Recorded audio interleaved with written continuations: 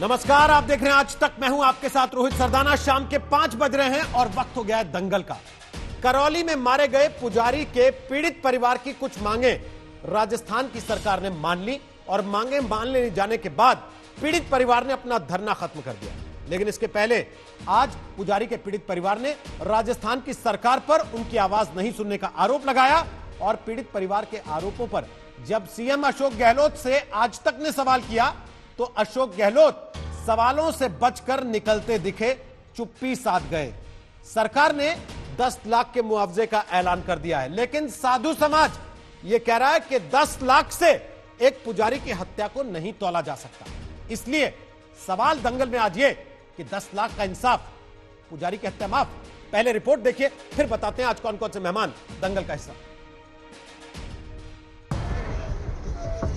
जिन बिलखती आवाजों पर टूट जाता है इंसान होने का गुरूर, उन्हीं आवाजों को अनसुना करके गुरूर में गुजरते हैं राजस्थान के मुख्यमंत्री। जिन तड़पती आवाजों पर सभ्यता शर्मिंदा होकर सिमट जाती है किसी पुजारी की झोपड़ी में, उन्हीं आवाजों की पर्देदारी करके आगे बढ़ जाते हैं मरुस्थल के मुख्यमंत्री। जिन तस्वीरों पर इंसानियत खंड खंड हो जाती है, उन्हीं तस्वीरों पर दंभ का पाखंड प्रदर्शित करके निकल जाते हैं अशोक गहलोत। सर, वो करौली वाले मामले पे एक बार क्या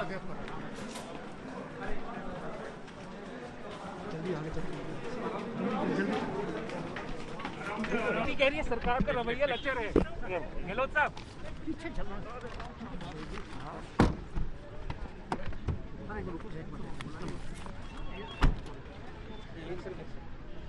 सर, करौली इंसिडेंट पे क्या कहना है आपका?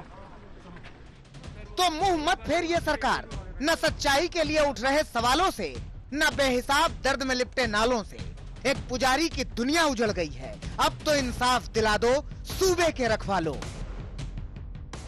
मांग यही है सर, हमें न्याय मिलना चाहिए, हमें न्याय मिले और उनकी 6 बेटियां हैं, 1 बेटा है, इनके लिए कुछ टाइम पास उनको मुआवजा मिले, बच्चे को नौकरी मिल जाए। न्याय चाहिए, मेरे पापा को बढ़ा दिया। इतने गरीब आदमी को न्याय नहीं मिल रहा, इससे भी क्या शर्म की बात होगी? बस्ती में ऐसा होता है क्या? होता है बस्ती में ऐसा? कभी ऐसा तो आज इसको जलाया, कल दूसरे को जलाएंगे। तो अब क्या बचा कहने को, क्या बचा सहने को, जब रोती हुई रियाया कहे कि हमारी फरियाद निजाम नहीं सुनता? तो क्या बचा कहने को जब असहाय होकर खड़ा हो जाए इलाके का जनप्रतिनिधि कि हम क्या करें, गहलोत जी सुनते ही नहीं है। 50 लाख की मांग से उस पर कोई आश्वासन नहीं मिला, सरकारी नौकरी पे कोई आश्वासन नहीं मिला, दोषी अधिकारियों के खिलाफ सख्त कार्रवाई का कोई आश्वासन नहीं मिला। तो मुझे लगता है कि हम निराश होकर लौट रहे हैं, जनता के पास जा रहे हैं, जनता जो निर्णय लेगी वो आगे कार्रवाई करेगी। अभी क्या आगे, जिस तरह से डॉक्टर साहब ने कहा कि समय दिया है, 1 घंटे में हो सकता है कि राज्य सरकार कुछ निर्णय ले। तो राजस्थान में करौली का बुकना गांव मुर्दा शांति और मातम के शोर में समाया हुआ है। 137 किलोमीटर की दूरी इतनी ज्यादा हो गई है कि अशोक गहलोत का जाना तो दूर, जाने का इरादा तक नहीं हो पा रहा। जो उचित मुआवजे की बात होगी, हम मुख्यमंत्री जी तक, सरकार तक उसको पहुंचाएंगे।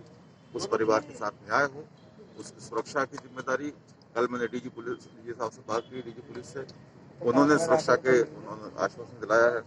कल जो कुछ घटनाचक्र हुआ उसके बारे में लगातार ब्राह्मण समाज के जो वहाँ प्रमुख प्रतिष्ठित नेतागण मौजूद थे, उन सबसे बात करके उसको रास्ता निकालने की कोशिश की। तो इंसाफ कैसे मिलेगा?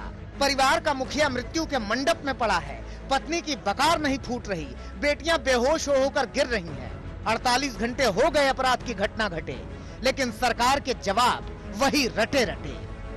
कोई भी अपराधी बचेगा नहीं और पुजारी को जो जिंदा जलाया गया है, इससे बड़ा पाप कुछ नहीं हो सकता। राजस्थान की धरती पर अपराधियों को ये तय कर लेना चाहिए कि उनके लिए जगह या तो जेल में है या कोर्ट के जरिए फांसी के फंदे पर है। इस मामले की पूरी जांच के आदेश खुद मुख्यमंत्री अशोक गहलोत जी ने दिए और जो भी यदि कोई पुलिस वाला दोषी है, पहले से प्रकरण चल रहा था, यदि उसने ध्यान नहीं दिया है, तो ऐसे पुलिस वालों के लिए राजस्थान की सरकार में कोई जगह नहीं है। सवाल अकेले राजस्थान की कांग्रेस सरकार पर नहीं है, सवाल है कांग्रेस के नीति नियंताओं पर। हजारों समर्थकों के साथ हाथरस के लिए निकल पड़ने वाले राहुल और प्रियंका गांधी को करौली की घटना पर काट मार गया है।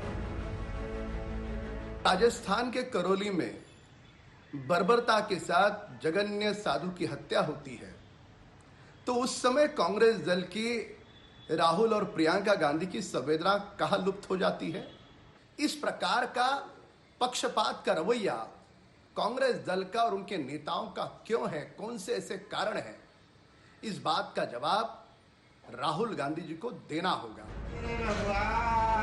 गुनाह तो गुनाह है, वो हाथरस में हो, कन्नौज में हो या करौली में। सवाल तो ये है कि अपराध पर अलग अलग राग कैसे हो सकता है। जयपुर से देवंकुर के साथ शरद कुमार, करौली, आज तक। तो आपको बता दें कि दंगल में आज हमारे साथ गौरव भाटिया होंगे, वो बीजेपी का पक्ष रखेंगे, पार्टी के राष्ट्रीय प्रवक्ता हैं। हमारे साथ अर्चना शर्मा होंगी, वो कांग्रेस पार्टी का पक्ष रखेंगी, वो राजस्थान कांग्रेस की उपाध्यक्ष हैं और मीडिया कमेटी की भी अध्यक्ष हैं। और हमारे साथ आ गए हैं इस वक्त दो धर्मगुरु। हमारे साथ महंत हैं हनुमानगढ़ी मंदिर अयोध्या के महंत राजू दास, और हमारे साथ हैं देवकी नंदन ठाकुर जी, और हमारे साथ आ गए राजनीतिक विश्लेषक के तौर पर अवनीजेश अवस्थी, दिल्ली यूनिवर्सिटी में पढ़ाते हैं, आरएसएस से भी जुड़े, और शरद कुमार मेरे सहयोगी इस वक्त लाइव हमारे साथ करौली से मौजूद हैं।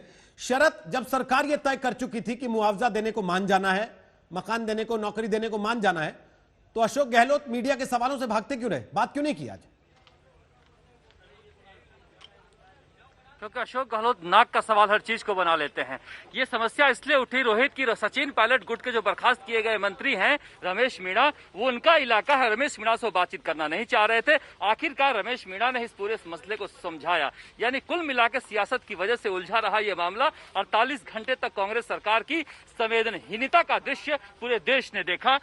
ये दृश्य है शमशान का, ये दृश्य अच्छा नहीं है, भयावह है। जो घटना घटी वो और भी भयावह थी, जिस तरह से जिंदा जला दिया गया और सरकार के जो करिंदे थे, नुमाइंदे थे, वो इस घटना में 48 घंटे तक गायब रहे। ये दृश्य सबने देखा, लेकिन पुलिसकर्मी जो है वो इस मामले को घुमाने में लगा हुआ था। अब बताइए कि 48 घंटे बाद अशोक गहलोत सरकार जागी है और थानों को सस्पेंड किया है, जो एसएचओ है या फिर जो यहाँ पर जांच अधिकारी था, ये काम पहले नहीं हो सकता था? क्या वो चिल्ला कर वो नहीं कह रहा था कि कैलाश ने मुझे मारा, ये नहीं कह रहा था कि मुझे मारा गया? इतनी आवाज सुनने में, इस आवाज को सुनने में सरकार क्या बहरी थी, जो सुनाई नहीं दे रही, जो पूरा देश देख रहा था? लेकिन जिसकी उसी वजह से ये सारी समस्याएं हुई है। बीजेपी के नेता लगातार यहाँ पर सुबह से आए हुए थे, कांग्रेस के आ नहीं रहे थे, क्योंकि ये इलाका रमेश मीणा का है, सचिन पायलट के खास सिपा चला रहे हैं, और कांग्रेस का ऐसा अंदरूनी झगड़ा है कि अशोक गहलोत का कोई आदमी सचिन पायलट के आदमी के इलाके में नहीं था, इसलिए बातचीत हो नहीं पा रही थी। आखिरकार रमेश मीणा इस मामले में आए और उन्होंने बीजेपी के नेताओं को अलग करके इस मामले को सुलझाया। तो कुल मिलाकर इस देश में सब कुछ सियासत है। मैं सुबह से कह रहा था कि सियासत का दुपट्टा किसी के आंसुओं से तर नहीं होता, चाहे पुजारी हो या मौलाना हो। यही स्थिति सियासत की हर जगह है, चाहे हाथरस है, चाहे सपोटरा है। ये दृश्य ऐसा था कि किसी का भी दिल पिघल जाए सिवाय अशोक गहलोत सरकार का।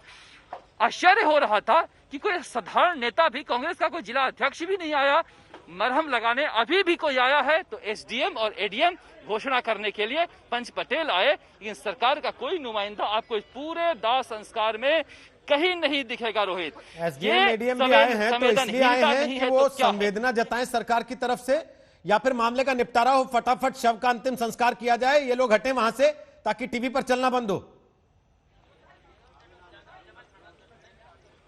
बिल्कुल, जिस तरह से रोहित आज तक पल पल की खबर दे रहा था, दिखा रहा था किस तरह से घर वाले बेहोश हो रहे हैं, हाथ में ग्लूकोज का बोतल टांग कर महिलाओं को पहाड़ी रास्ते से उतारकर गाड़ियों में खुद घर के लोग, गांव के लोग पहुंचा रहे थे अस्पताल, तब जाके डॉक्टर आए हैं। हम ये दिखा रहे थे किस तरह से जो परिवारजन है वो बेहोश हो रहे हैं। लगातार 36 घंटे से डॉक्टर कह रहे थे कि ये खा नहीं रहे थे, इलाज इनकी तबीयत खराब हो रही है। तो कुल मिला के प्रशासन के अधिकारी, कलेक्टर और एसपी करौली से 36 किलोमीटर है ये गाँव, आज 2 बज गए आज आने में उन्हें। अधिकारी जिनको सरकार ने कहा था गांव पहुंचने के लिए, दिन में 2 बजे आए हैं। तो समझा जा सकता है कि सरकार का रवैया क्या है। सरकार कहीं की भी हो, किसी भी पार्टी के हो, सरकार का मुझे लगता है संस्कार एक होता है, अगर घटना घट गई तो पहले तो कोशिश की जाती है उसको डिस्क्रेडिट करने की। जैसे जलाकर मारे गए इस घटना को आत्मदाह बताना कितनी भयावह आरोप था, उसे भी सरकार ने बदलने में 36 घंटे के आरोप लगा दिए। तो कहीं नहीं कहीं कहा जा सकता है रोहित की सरकारों का संस्कार एक ही है, चाहे आप कहीं भी चले जाओ, हठधर्मिता है, संवेदनहीनता है, दूसरे का दिखता है, अपना दिखता नहीं है। रोहित वापस आते हैं शरद आपके साथ, आप रहिएगा हमारे साथ। वहां जहां अंतिम संस्कार हो रहा है पुजारी का, वहां से शरद कुमार हमारे साथ लाइव मौजूद है। मैं अर्चना जी से सवाल लेना चाहता हूं, लेकिन उसके पहले महंत राजू दास प्लाकार्ड लेके बैठे। महंत जी, मैं देख नहीं पा रहा हूं कि आप आखिर ऐसा क्या लिखे हुए बैठे हैं। आप बेहतर है पढ़ के सुना दें, आप क्या कहना चाहते हैं।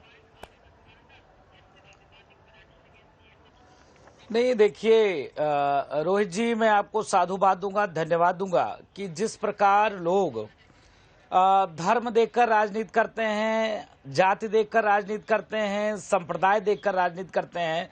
मौत के सौदागर लोग उत्तर प्रदेश में जब लाश जलाई जा रही थी तो लोग 600 किलोमीटर भागकर और उत्तर प्रदेश में आ जाते हैं, लेकिन वहां के सरकार के लोग, वहां से डीएम एसडीएम 34 से 35 किलोमीटर था, एक कोई अधिकारी वहां नहीं पहुंचा। दुर्भाग्य की बात है, यह गंभीर विषय है। तो इसके नाते मैंने लिखा राजस्थान सरकार इस्तीफा दो, मैंने लिखा सोनिया सेना मुर्दाबाद, प्रियंका वाड्रा मुर्दाबाद, और संतों की हत्या पर मौन क्यों?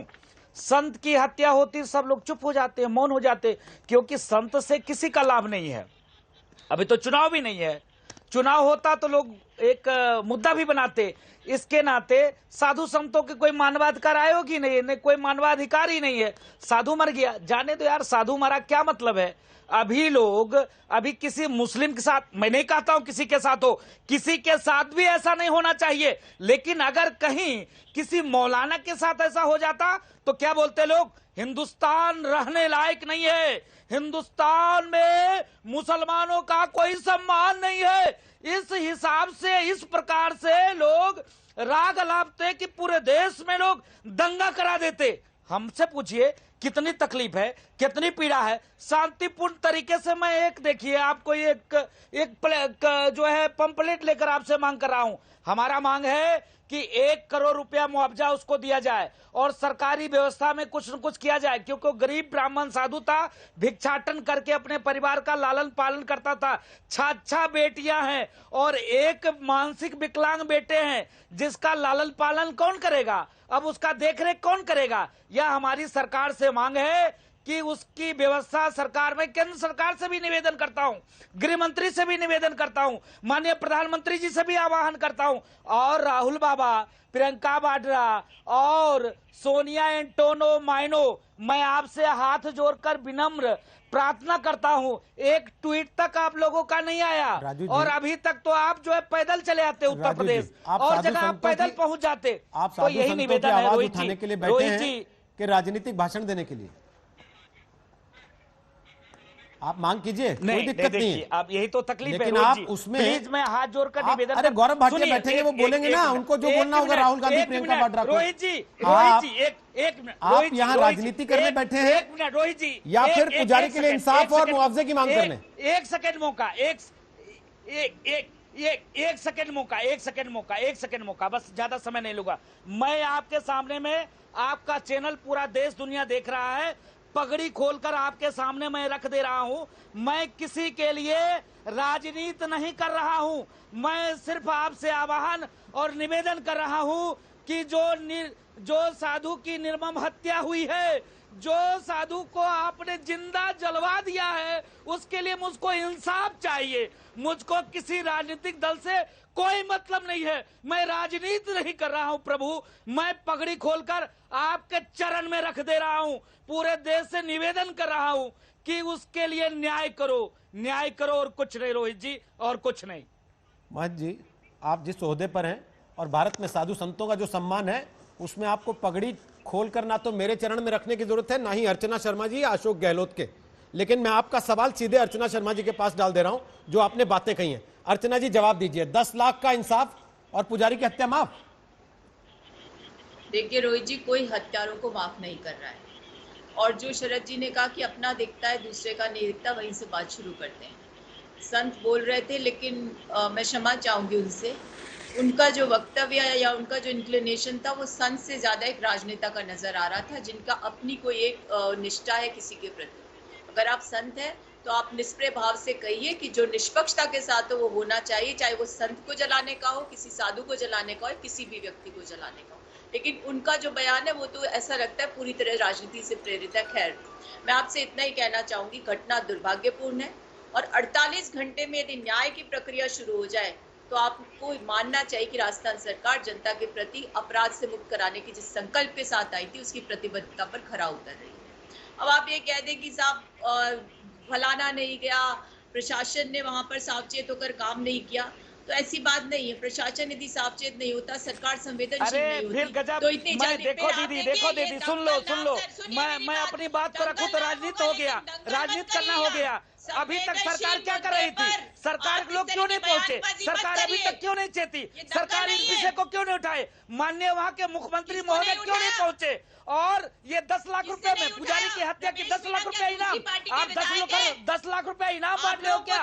आप अपराध को बढ़ावा देने का काम कर रहे हो। कुछ भी नहीं। छाछा बेटियां हैं, ये मेरी माँ, ये मेरी बहन, उसके छाछा बेटियां हैं, छाछा बेटियां हैं। 6 बेटी का 10 लाख रुपया में क्या होगा? लेकिन अरे आपके पति को जिंदा, अरे चुप रहो, तुम्हारे पति को कोई जिंदा जला दे क्या करोगी? तुम्हारे पति को कोई जिंदा जला दे क्या करोगी? तुम्हारे पति को कोई जिंदा जला दे क्या करोगी? तुम्हारे पति को कोई जिंदा जला दे क्या करोगी? तुम्हारे पति को कोई जिंदा जला दे तो क्या करोगी? मैं अपनी बात को रखूं तो राजनीतिक लोग हो गया। मैं राजनीति कर रहा हूँ, मैं तुमसे टिकट मांगने जा रहा हूँ। मैंने तुमसे टिकट मांगा, मैं भारतीय जनता पार्टी से टिकट मांगने गया था। चुप हो जाइए, शांत हो जाइए। कोई अगर साधु अपनी बात को रखे तो राजनीतिक हो गया, मैं अपनी बात को रखूं तो राजनीति हो गई। मैं अगर साधु संतों की निर्मम हत्या होती है, अभी तक तो पूरा प्रदेश, पूरा देश चुप करती वहाँ पे। अच्छा, एक सेकंड रुक जाइए, एक सेकंड रुक जाइए। अर्चना जी रुक जाइए। महंत जी आप भी रुकिए, अर्चना जी आप भी रुकिए। मैं केवल एक चीज कह रहा हूं, एक निजी तौर पर किसी पर कोई इस तरीके की टीका टिप्पणी ना करें। टेलीविजन पर दुनिया भर के लोग आपको देखते हैं, आप लोगों से ये उम्मीद नहीं की जाती आप किसी पर भी निजी टिप्पणी करें। अर्चना जी, ना आप करें ना वो करें। अगर ये निष्पक्ष नहीं लगते अर्चना जी आपको लगता है साधु संत निष्पक्ष होने चाहिए, तो निष्पक्ष तो सरकार भी होनी चाहिए। और आपकी सरकार के ऊपर सीधा आरोप लग रहा है कि अपनी सरकार के अंदर दो फाड़ होने की वजह से सरकार ने 2 दिन लगा दी वहां पुजारी के परिवार की बात सुनने में, क्योंकि वो सचिन पायलट के करीबी का इलाका है, तो इसलिए वहां कोई मर जाएगा, जिंदा जला दिया जाएगा, उसकी परवाह नहीं करेगी सरकार। ये हालत हो गई है राजस्थान में। रोहित जी, मुझे बुरी बात अपनी कहने का अवसर देंगे आप? बोलिए, मैं तो सुन रहा हूं, बोलिए।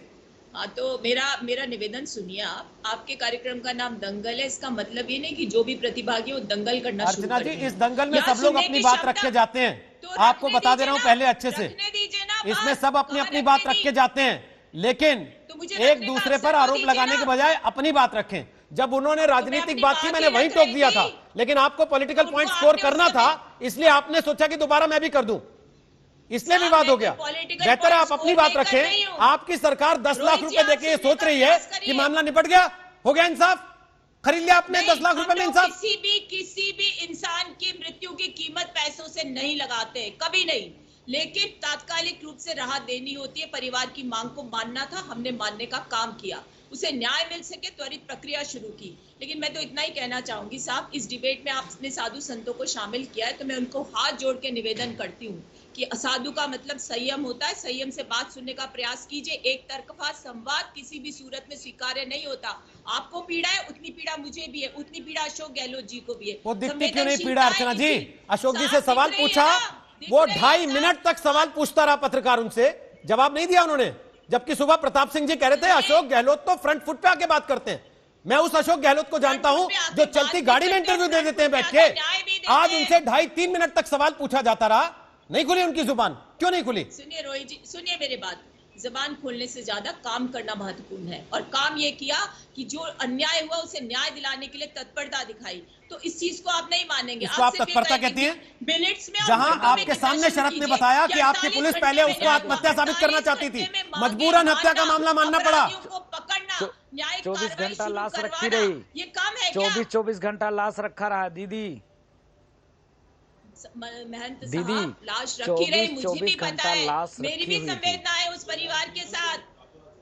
और सुनिए मेरी बात, उस लाश को उठा करके रात के अंधियारे में अंतिम संस्कार नहीं किया महंत जी, साधु साहब, उनका अंतिम संस्कार नहीं किया, सम्मानजनक तरीके से किया, न्याय मिल सके, परिवार का पुनर्स्थापन हो सके, उनके हत्यारों को सजा मिल सके, इस प्रक्रिया को शुरू कर दिया। मैं ये नहीं कहती कि हमने बहुत बड़ा काम कर दिया, हमें जो करना चाहिए, जो हमारी जवाबदेही है, जो जिम्मेदारी है, उसे करने के लिए संकल्प व्यक्त किया था, उसे पूरा कर रहे हैं। दीदी घटना हुई, दुर्भाग्यपूर्ण है। दीदी प्लीज दीदी सुने। देखिए तकलीफ है, पीड़ा होती है, इसके नाते मैं बोला कुछ आपको तकलीफ हुआ तो मैं क्षमा चाहता हूँ, लेकिन दीदी हाथ जोड़कर विनम्र प्रार्थना है, निवेदन है, 24 घंटे के बाद लाश जलाए जा रहे हैं, सरकार के लोग किसी हिसाब से बातचीत नहीं किया और अभी भी 4 लोग बाहर हैं, उनकी गिरफ्तारी नहीं हो पाई। और दीदी 6 बेटियां हैं, 10 लाख रुपए में 6 बेटी का कैसे काम चलेगा दीदी? तुम मात्र शक्ति हो, आपसे ज्यादा पीड़ा कौन समझ पाएगा आज के समय में? पूरे सम्मान के साथ मेरी बात भी सुन लीजिए। दीदी मैं भी ब्राह्मण हूँ साहब, मेरी निवेदन सुनिए। मैंने भी एक ब्राह्मण परिवार में जन्म लिया और मैंने भी वो संस्कार सीखे। मेरा निवेदन सुनिए। वो बच्चियां राजस्थान सरकार की जिम्मेदारी है। वो जो आप बच्चा जिसके लिए आप विकसित बता रहे हो, वो हमारी जिम्मेदारी है, हमारे पुत्र की तरह रहेगा। उस परिवार की संरक्षा करना हमारी जिम्मेदारी है, हम उससे कभी पीछे नहीं हटेंगे। आपकी वेदना सही है, बिल्कुल मैं संकल्प व्यक्त करती हूँ राजस्थान सरकार, मुख्यमंत्री जी की तरफ से। मैं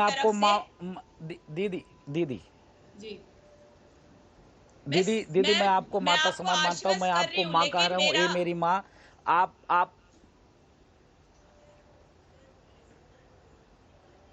संत साहब, मैं आपको एक बात और बता दूं, जब आप इतने उद्वेलित हैं, इतनी आपको वेदना है, तो पूर्ववर्ती भाजपा सरकार ने समस्त देवस्थान की जो जमीनें थी और मंदिर माफी की जमीनें थी, उनको भूमाफियाओं के सुपुर्द बीजेपी के प्रवक्ता से दीदी कहो, बीजेपी के प्रवक्ता से कुछ भी बोलो दीदी प्लीज।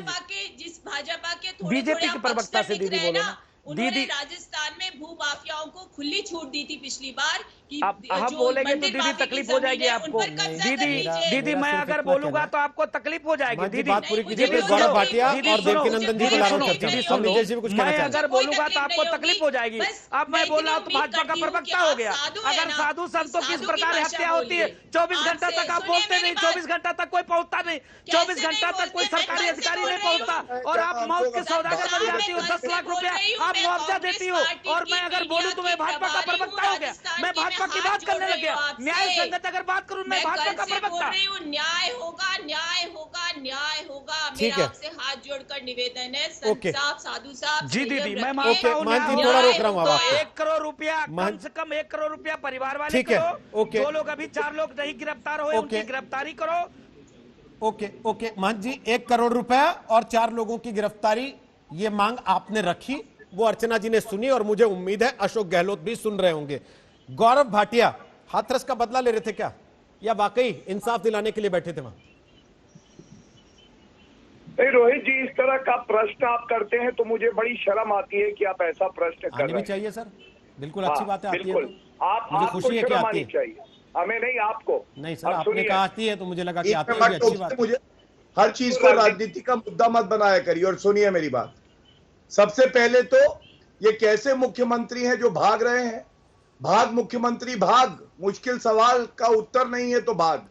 और मैं एक चीज कहूंगा, यहाँ पे महंत हैं, महान जी आप पूजनीय हैं भारत में, अपनी पगड़ी कभी उतार के इनके सामने मत रखिएगा। पूरा भारत खड़ा हुआ है उस पुजारी के परिवार के साथ और आपके साथ, और भारत में अभी इतने बुरे दिन नहीं आए हैं कि एक पुजारी अपनी पगड़ी उतारे, और वो भी ऐसी खोखली कांग्रेस की प्रवक्ता के सामने। अब मैं सवाल करता हूँ और उत्तर दे दीजिएगा। जब उस बच्ची को जला दिया अंधेरी रात में, तब कहाँ गई थी आपकी संवेदना? इनको चुप कराइए। और वो योगी जी जो भगवा कपड़ों में, उनका संतत्व कहाँ महिला है, इनका सम्मान है, लेकिन ये बीच में नहीं बोलेंगी। घबराई हुई है, मुझे पता है, चुप हो जाइए। आप तो भाजपा को गाली देते देते भाजपा में आए हो। चुप कराइए, तब मैं बोलूंगा। आप हमें देखना चाहिए। सेकंड में रुकिए, आपस में मत लड़िए, आपस में मत लड़िए, आपको बहुत मौके मिलेंगे आपस में लड़ने के। अर्चना जी, गौरव जी, आपको बहुत मौके मिलेंगे आपस में लड़ने के, लेकिन किसी की लाश पे ऐसे लड़ना उचित नहीं है। एक सेकंड, अर्चना जी, गौरव जी मुझे दिखाई दे रहा है, रुक जाइए 1 सेकंड। गौरव जी रुक जाइए 1 सेकंड। अर्चना जी आप बोली, वो बीच में नहीं बोले ना, आपकी बात उन्होंने पूरी सुनी, वो इंतजार करते रहे कि उनका नंबर आएगा तब बोलेंगे। अर्चना जी, अर्चना जी, अर्चना जी, अर्चना जी, आपका जब समय आएगा वापस, आपको उनको जो कहना हो कह लीजिएगा, मुझे आपत्ति नहीं होगी, लेकिन एक एक करके बोल लीजिए। मेरा केवल इतना निवेदन है और कुछ नहीं कह रहा हूं। एक एक करके सुन तो लीजिए एक दूसरे को कम से कम। गौरव भाटिया बोलिए, पूरा कीजिए बात को अपनी। देखिए, भारत को पीड़ा केवल राजस्थान को नहीं क्यों हो रही है? राजस्थान में कानून व्यवस्था ठप हो गई है। 72 घंटे हो चुके हैं, 5 आरोपी अभी भी भागे हुए हैं। एक बार कांग्रेस की नेता मुख्यमंत्री ने यह नहीं बताया कब उनकी अरेस्ट होगी। आत्मदाह बता के इस पूरे प्रकरण को रफा दफा करना चाहती थी। यह आत्मदाह था। वहां पे पुलिस वाला एसएचओ क्या बोल रहा था कि इन्होंने अपने आप पेट्रोल अपने ऊपर डाल के जला लिया। शर्म आनी चाहिए, पूरा देश आप पे थूक रहा है।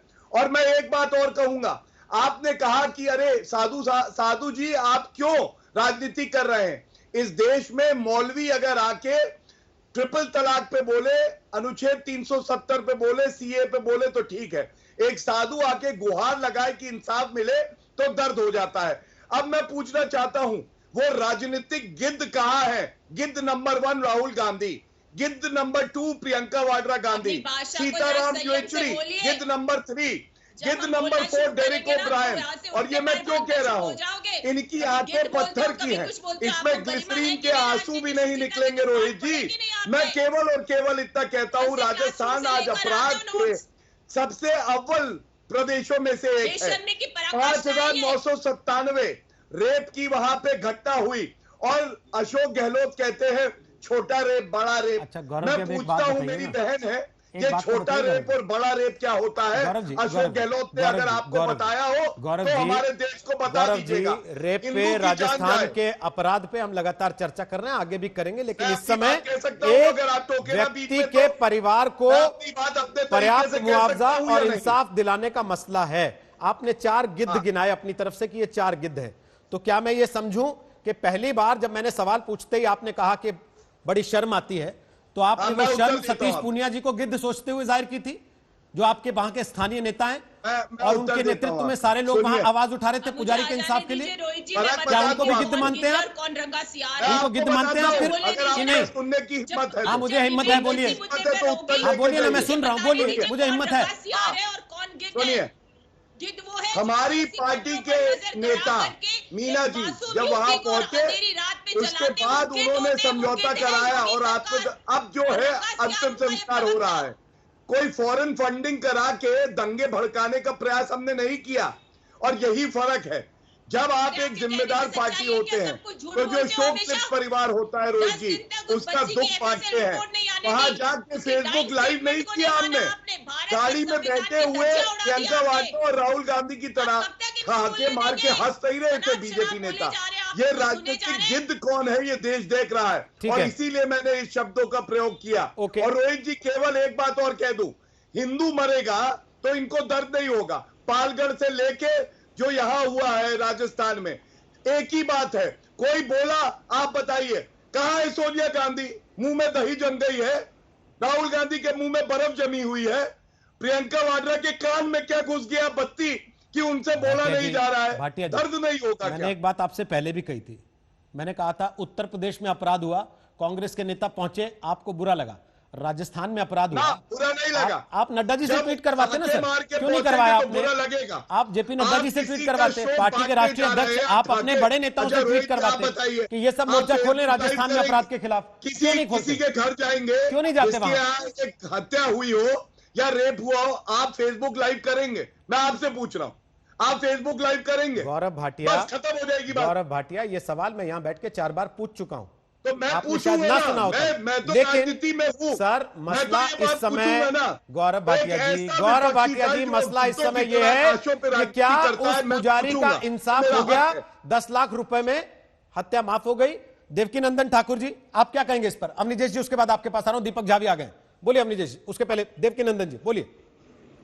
रोहित जी, मुझे ऐसा क्यों लगता है कि हम लोग जिस बात के लिए बैठे हैं उस बात पे बात करने की बजाय यत्र तत्र हम लोग एक दूसरे पे आरोप और प्रत्यारोप करते हैं। जैसा कि आप जानते हैं कि पुजारी को जला के मारा गया है।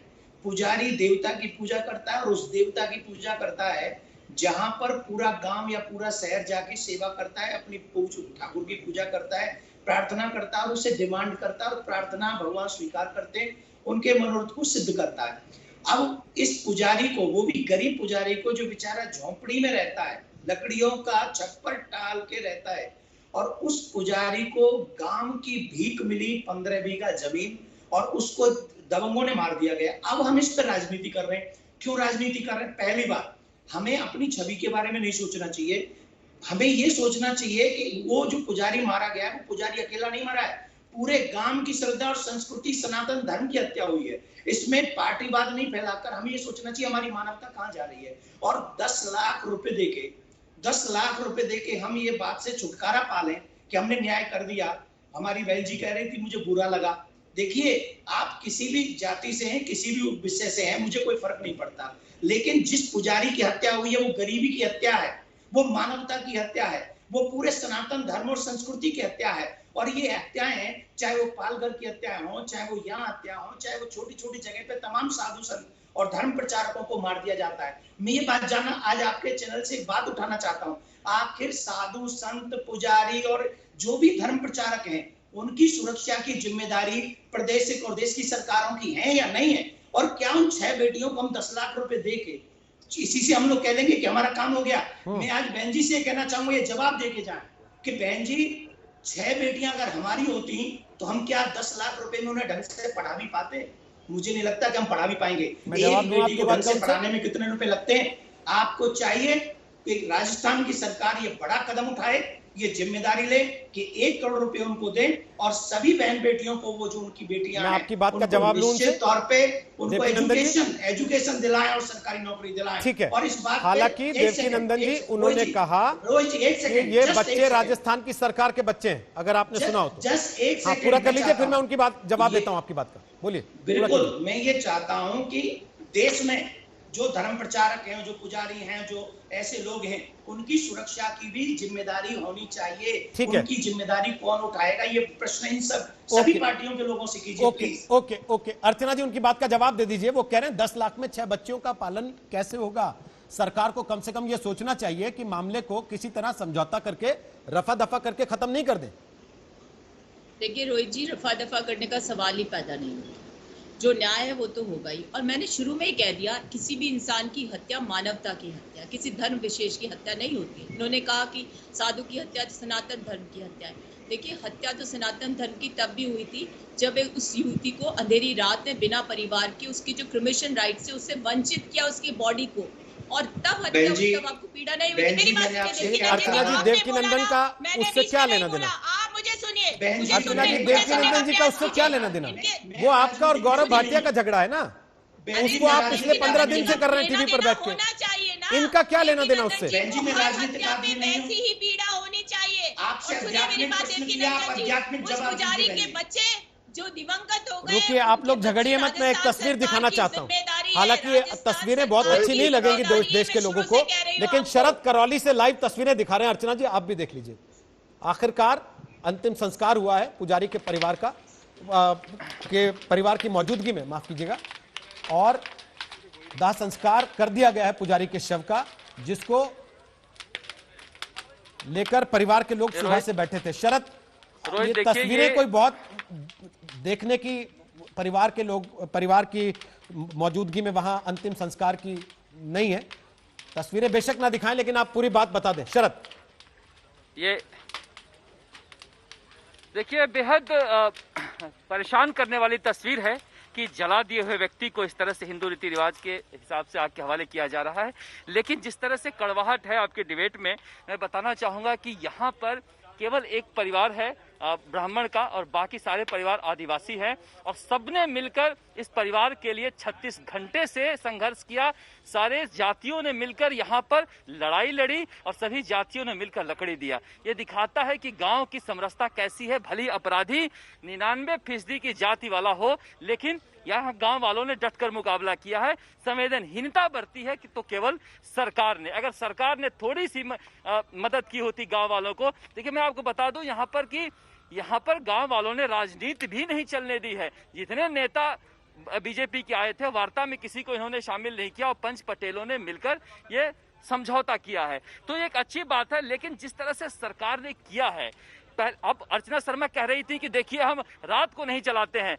कल रात को जिस तरह से हरकत कर रहे थे अधिकारी, लगातार कभी भतीजे को किसी कोने में लेकर समझा रहे थे, किसी को बंद करने का धमकी दे रहे थे। इनकी इच्छा थी कल शाम को जैसे ही शव आया, रात को ही इसका दाह संस्कार कर दिया जाए। तब जाके पत्रकारों ने कहा कि कलेक्टर साहब हाथरस भूल गए क्या। कलेक्टर साहब ने तब जाकर रोका, नहीं तो यहाँ पर सरकारों का संस्कार में कह रहा था आपसे रोहित, एक ही होता है। यहाँ भी वही कोशिश की जा रही थी कि किसी भी तरह से कल जैसे ही जयपुर से इनका पार्थिव शरीर आया, यहाँ दाह संस्कार कराने की पूरी कोशिश की जा रही थी। लेकिन गांव वाले नहीं माने। गांव वालों को लग रहा था कि एक बार ये अगर पार्थिव शरीर का दाह संस्कार हो जाएगा तो सरकार हमारी बात नहीं सुनेगी। और पंच पटेलों ने मिलकर सरकार से इस तरह की बातें मनवाई है और एक अच्छी बात है। यहाँ पर देखिए, कुल ये इलाका है जो कांग्रेस का स्ट्रॉन्ग होल्ड है, ये तो मानना पड़ेगा। धन्यवाद आपका ये जानकारी देने के लिए। तस्वीरें नहीं दिखाने का फैसला किया हम लोगों ने। अंतिम संस्कार इस समय उस पुजारी के शव का किया जा रहा है। इस बीच एक बड़ी खबर आपको बता दें, उत्तर प्रदेश से आ रही है, बागपत से आ रही है। और खबर इस समय यह आ रही है कि नदी में एक साधु का शव तैरता हुआ पाया गया है और साधु का शव मिलने से सनसनी फैल गई है। यमुना नदी में साधु का शव तैरता हुआ पाया गया है। साधु की शिनाख्त करने में पुलिस जुटी हुई है। साधु के शरीर पर चोट के कई निशान हैं। एक तरफ राजस्थान के करौली में अभी पुजारी की जलाकर हत्या करने का मामला खत्म नहीं हुआ। बागपत में यमुना नदी में साधु का तैरता हुआ शव मिल गया और देवकीनंदन ठाकुर अभी कह रहे थे कि साधु संतों की सुरक्षा की जिम्मेदारी किसकी है। सीओ सिटी बागपत पुलिस अधिकारी इस मामले पर क्या कह रहे हैं, पहले सुनवाते हैं, उसके बाद अवनीश अवस्थी फटाफट आपके पास आ रहा हूं इसी पर कमेंट लेने के लिए। आज सुबह 8 बजे सुल्तान नाम का जो व्यक्ति है, उसका ठेका है वहाँ मछली का, वो जाल लगाया हुआ था। जाल में जो है आकर के एक अज्ञात शव वहाँ फंसा। उसकी सूचना पे वहाँ कोतवाली पुलिस पहुँची और शव को बाहर निकाला गया। शव जो है साधु के जैसा लग रहा है, लगभग 50 वर्ष इसकी उम्र है और भगवा कपड़े पहने हुए है। शव को निकाल करके पंचनामा भरकर उसका पोस्टमार्टम किया जा रहा है, शनाख्त कराई जा रही है। 50 वर्ष उम्र है, भगवा कपड़े पहने हुए हैं। अवनीश अवस्थी अब क्या कहिएगा। रोहित जी, महंत राजू दास को तो ये आज ये यहाँ पे ये आदर्श वाक्य सुना दिया गया कि आप तो साधु, आपको राजनीति से क्या लेना देना। ये वो देश है जिसमें आचार्य चाणक्य से लेकर समर्थ गुरु रामदास तक सीधे सीधे राजनीति में हस्तक्षेप करते थे, राजनीति को सही मार्ग पर चलने की दिशा देते थे। बाकी जीवन के किसी भी क्षेत्र का व्यक्ति कहीं भी आ सकता है, प्रॉपर्टी डीलर राजनेता बन सकता है, लेकिन साधु नहीं बन सकता। और महंत राजू दास राजनीति कर भी नहीं थे, राजनीति की हिपोक्रेसी को एक्सपोज कर रहे थे कि एक जगह जाते हो दूसरी जगह नहीं जाते हो। राजनीति वो करता है जो जाकर के वोट मांगता है। वोट नहीं मांग रहे थे राजू दास, लेकिन हमारी आदत बन गई है कि आप तो साधु हो, आप क्यों बोल रहे हो, आपको बोलने का हक नहीं, आप तो नारायण नारायण करो, राम राम करो, बस ये करो, इससे ज्यादा कुछ करने की आपको जरूरत नहीं है। आत्मदाह क्या करके आत्मदाह कहने की कोशिश की गई। आपके संवाददाता ने बताया कि रात को जलाने की कोशिश की गई। और अर्चना जी यहाँ भाषा की बात कर रही है, जिनका भूतपूर्व अध्यक्ष प्रधानमंत्री को कहता है कि कायर है, मैं उसको ये कर दूंगा, उसको ये, मोदी को ये नहीं आता, मोदी को ये नहीं आता। 8,000 करोड़ का प्लेन लेने की बात करते हैं जिसका ऑर्डर इनकी सरकार ने दिया था। झूठ बोलने पर जिसको माफी मांगनी पड़ी सुप्रीम कोर्ट से। यहाँ पर ऐसी बात करते, अवनी जैसी वो अलग मसला है। ऐसी बात करते हैं, आपको पता है अवनी जैसी वो एक अलग मसला है। इस समय मेरा सवाल ये था कि देवकीनंदन जी ने चिंता जताई, साधु संतों की सुरक्षा की जिम्मेदारी किसकी है। अवनी जैसी साधु संतों की सुरक्षा की जिम्मेदारी आपकी नजर में क्या सरकारों को लेनी चाहिए। बात सामान्य सी है, जिम्मेदारी है। साधु संत पूरे विश्व में धर्म का प्रचार करते हैं, संस्कृति का प्रचार करते हैं। अपनी बातों के द्वारा हम हमारे परिवारों में इतनी जनजागृति कर देते हैं कि वो हमारे पूरे पुरातन इतिहास को जानते हैं। अब देखिए ना, लगातार साधु संत और धर्म प्रचारकों पर ऐसा आक्रमण हो रहा है, वो सोची समझी रणनीति है या प्रकृति का या हो रहा है। मैं फिर आपसे कहूंगा एक निवेदन रोहित जी, आप भी इसको मुद्दा बनाइए और अपनी एक आवाज उठाइए कि साधु संत धर्म प्रचारक लोगों की जिम्मेदारी, उनकी सुरक्षा की जिम्मेदारी किसकी है और किसको लेनी पड़ेगी, लेनी ही चाहिए। आखिर वो पूरे देश की जनता को नहीं, विश्व की जनता को जागरूक करते हैं। ठीक है, तो उनकी अगर सुरक्षा नहीं हो पाए तो क्या होगा? ओके, दीपक झा रह गए, उसके पहले गौरव भाटिया जवाब देना चाहते हैं। गौरव जी, अब तो ये उत्तर प्रदेश का मामला आ गया ना, करौली का मसला खत्म नहीं हुआ अभी, अब उत्तर प्रदेश में आ गया, अब क्या कहिएगा? रोहित जी, मैं यही कहूंगा कि तथ्य जाने बिना इसी एक घटना को जो उत्तर प्रदेश में हुई है उसकी तुलना राजस्थान की घटना से कर देना बहुत ही गैर जिम्मेदाराना है। और मैं एक बात और कहूंगा, आखिरी शब्द थे उस साधु के जिसकी हत्या कर दी गई राजस्थान में, मार दिया रे भगवान हे राम, मार दिया रे भगवान हे राम। अगर यही किसी मौलवी को मारा गया होता और वो कहता ला इलाहा इल्लल्लाह, तो मैं आपको कह सकता हूं सारे के सारे राजनीतिक गिद्ध अभी आ रहे होते, ग्लिसरीन के आंसू बहा रहे होते, लोकतंत्र खतरे में आ जाता, खत्म हो जाता हमारा देश, केवल इसलिए कि ये कहते कि अल्पसंख्यक मारा गया है। इंसान की जान बराबर है, चाहे साधु हो चाहे मौलवी हो, और राजनीति नहीं होनी चाहिए, नहीं होनी चाहिए, चाहे उत्तर प्रदेश का मामला हो चाहे राजस्थान का। अब एक सेकंड, दीपक झा कुछ कहना चाहते हैं, उसके बाद राजू दास जी थक जाएंगे, तख्ती हटा लीजिए, उसके बाद अपनी बात रखेगा। पहले दीपक जी कुछ कह रहे हैं। हाँ बिल्कुल, अर्चना जी एक सेकंड, अर्चना जी एक बार दीपक जी से अभी तक एक भी कॉमेंट नहीं हुआ। दीपक झा जी बोलिए, राजनीति कौन कर रहा है? देखिए, देवाधीनम जगत सर्वम ते देवा मंत्राधीनम, देवताओं के अधीन पूरा जगत है, लेकिन वो मंत्र ब्राह्मणों के अधीन है, इसलिए ब्राह्मणों को, साधुओं को देवता कहा गया है पूरे हिंदुस्तान में, और साधुओं की इज्जत है। लेकिन गौरव भाटिया जिस तरीके से गिद्ध राजनीति की बात करते हैं, तो एक क्या गधे और कुत्ते की भाषा का यहाँ पे चैनल पे बैठ के आपके शो पे इस तरह अमर्यादित भाषा बोलते हैं, वो निंदनीय है, क्योंकि एक गिद्ध और कुत्ते हो सकते हैं। दूसरी बात मैं बोलूंगा, राजस्थान सरकार के मुख्यमंत्री ने ट्वीट करके बाकायदा बता दिया है, किस तरह की भाषा, कौन सा मुद्दा उठा रहे, मैं बोलूंगा राजनीतिक गिद्ध। आप विश्लेषक हैं, अरे चुप रहिए ना, आप पांचवें गिद्ध तो आप ही बैठ गए यहाँ पे, तो आप उनके साथ बैठिए, जाके उनकी भाषा समझिए, यहाँ पे ज्ञान मत दीजिए।